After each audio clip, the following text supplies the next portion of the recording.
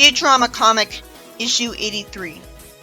Leela tells Fry not to feed the orphans milk and cookies after dark because they'll never get to sleep.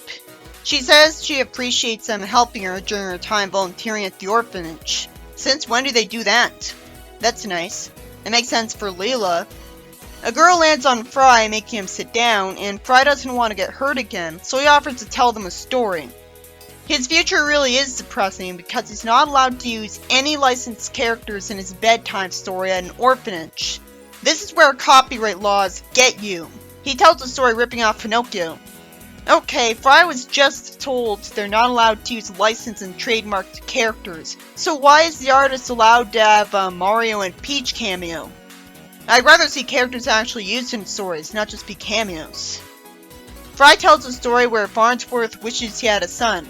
He says he meant a good son and not his clone Cubert, and tells him to go back in his closet. Cubert is a brat, so it makes sense that Fry would find this cathartic to talk about, but it's still out of character for Farnsworth. It makes you wonder why he kept him around. Farnsworth, despite being a man of science, wishes upon a fairy for a son he could love rather than simply building a robot. I guess he lost faith in his ability to make a good son for himself because of Cubert, who seemed to be nothing like him when he was a kid. Which is weird because he's his clone. Amy shows up as a fairy godmother and finds him sexist for wishing for just a son instead of for a kid in general. She wonders what she can make a kid out of because apparently her powers are so limited that she has to give life to an already existing solid object, instead of just shapeshifting the air itself to become a new boy. She gives life to the Bender puppet he carved out of metal. She says that if he doesn't tell lies, his warranty will be good for a year. The next morning, Bender goes up to Farnsworth introducing himself, and says that he made him breakfast. He couldn't find milk for the cereal, so he used wine. I suppose he knows stuff despite just being created for the same reason he knows how to speak English. He knows what cereal is because Farnsworth had around him earlier, and knows English because he speaks it. But it'd be lame if he never showed ignorance of the world after this, because that one to take advantage of the fact that he's just created.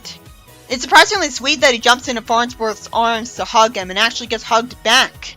He says he couldn't be happier and calls him sweet, when he could have easily freaked out at seeing this robot suddenly talk to him and walk up to him. He must have already known for sure that fairies that grant wishes exist, and that one of them was coming by his window, so he expected that his wish could come true. Then it turns out a lot of Farnsworth's stuff got bent and ruined because Bender thought it'd look better that way, due to his programming as the bending units being so strong, for some reason. He hasn't gotten shocked into caring about bending things that aren't girders. So why was he made to be so obsessed with bending that he'd ruin it by destroying everything in his shop? And I guess simply bending it back the other way wouldn't fix it. And he assumed that. I guess Amy made him like this to spite Farnsworth for only wanting a son.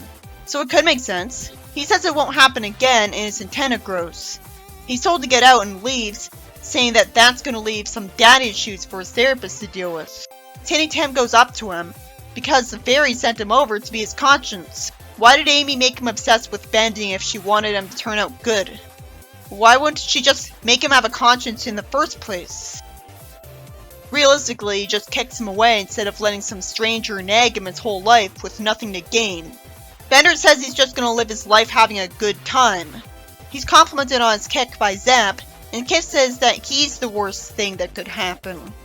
Zap says Kip is just kidding and says Bender looks like he needs a job. Why? Bender says he wants to be paid more than he's worth and have people adore him. Zap says showbiz it is, and says he'll make him a star in a live production. Kip says that while he'd like to tell him it's a trap, no one ever listens to him. Then why does he keep hanging out with him? Why doesn't he call the police? Unrealistically, Bender completely ignores him saying it's a trap, and tells him to sign him up out of desperation. He's told by Mom to just stand there, in a play where he gets beaten up by robots with bats. He's told to let him turn them into scrap metal like all of the previous stars of the show. So this is a world where no one cares about robots and they don't have any rights. The ones attacking him are probably just following their programming and can't be opposed to this or want freedom themselves. It's depressing, but this is a lot more believable than Pinocchio's story because he got turned into a donkey out of nowhere. Bender says he quits and gets told the laws of robotics. So the other robots follow it, but it can just smack someone with a bat and reveal that he has free will. Bender conveniently knows that he got his free will wirelessly. I guess he assumes this because Amy's called the Bluetooth fairy. And he figures that if he said he got it from a fairy godmother, no one would believe him.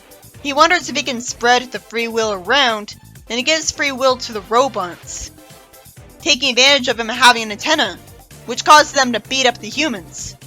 And Mom says that today just had to be the day the theater critics came. I guess they're only beating up critics, but we didn't get to read any of their dialogue criticizing the play. Zap hears a knock, and Bender punches him in the face for setting him up. This is a way better story than Pinocchio, because he actually gets back at the guy who tricked him. Zap offers him a ticket to an all-expenses-paid vacation. Bender tells him a lie that he won't hurt him again if he gives him the ticket. He takes the ticket, and for no reason, he doesn't beat Zap up. Kif tells him it's another trap, so it's completely unacceptable that he decides to go to it anyways. Even though Zap tells him that people never come back from that place. So instead of the story completely skipping over Pleasure Island in favor of Bender getting slapstick at the play, it takes the lazy route anyways. And I was proud of it for being creative. He should have just won the ticket from a lottery raffle. He goes to Pleasure Peninsula where Fry's somehow stupid enough to tell Hermes to repeat one short sentence of his so that he can write it down. So because he's impossibly dumb, Bender wants to be his friend to take advantage of him. It'd make more sense if he had the ticket to this place because it was addressed to a house saying, "Dear Occupant." Fry's here because he won a free ticket too, and Bender lifts a pool table saying that there's no rules. There's a confusing panel where Fry gets a roasted turkey on top of a whole bunch of ice cream scoops that would have immediately fallen off the cone, when a turkey isn't an ice cream flavor. Then someone talking to Bender slowly turns into a donkey, and Fry does as well. It turns out Wernstrom put DNA-altering supplements in people's food. Bender is glad he wasn't turned into a donkey because he's a robot. This takes advantage of him being different from Pinocchio again.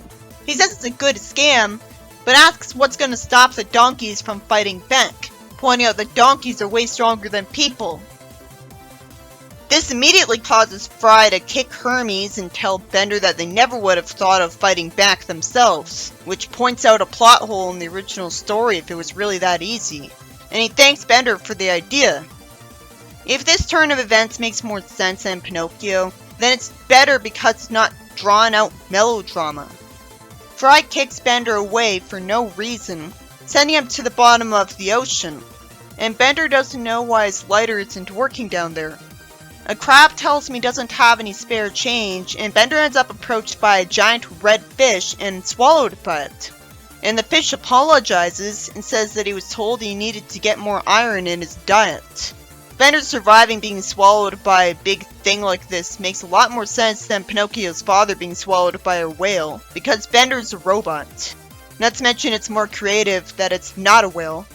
Out of complete nowhere, Bender says he's a jerk who deserves to be swallowed by the fish, even though he's evil.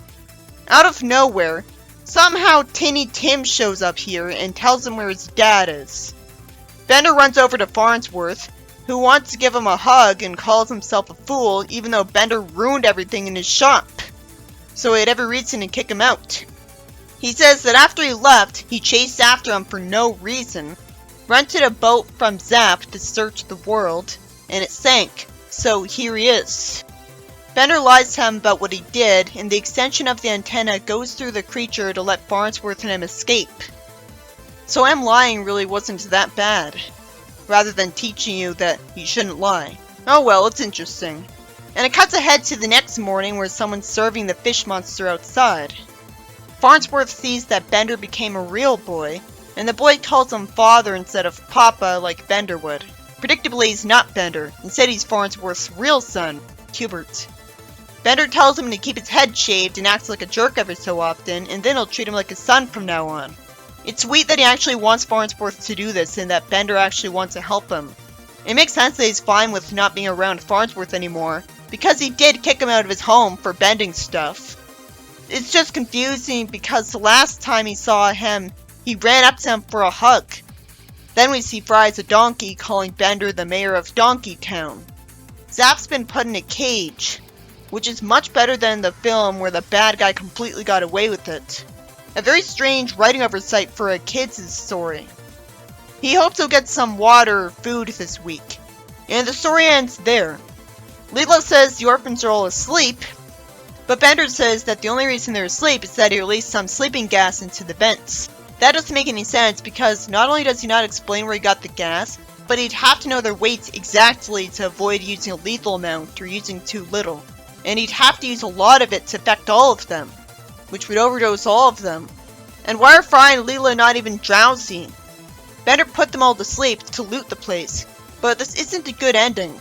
It should have been explained that the gas is magical, so it just casts a magical spell on them, rather than literally sending a certain chemical into them. This story was an interesting version of Pinocchio that Fry told some orphans where Pinocchio was like Bender. I liked that he didn't turn to donkey and easily talked the donkeys into kicking Hermes' way. And the bad guys who got them sent to Pleasure Island actually ended up in cages at the end. Bender never put up with the conscience robot, so it made no sense that he kept trying to go after Bender after the first time. Why didn't Damien just create him with a conscience to begin with? That was stupid in the film too. It made no sense that he even went to Pleasure Island because he got tricked by him before. It was also ridiculous that Bender bent everything in Farnsworth's house immediately when he should have known that'd get him kicked out because he already knew English. So he knew a lot of things he wouldn't know if he only knew what he was exposed to. I hate the ending after the bedtime story ends. But ultimately I think it was better than Pinocchio. It's funny to think it's probably better than the remakes of Pinocchio were.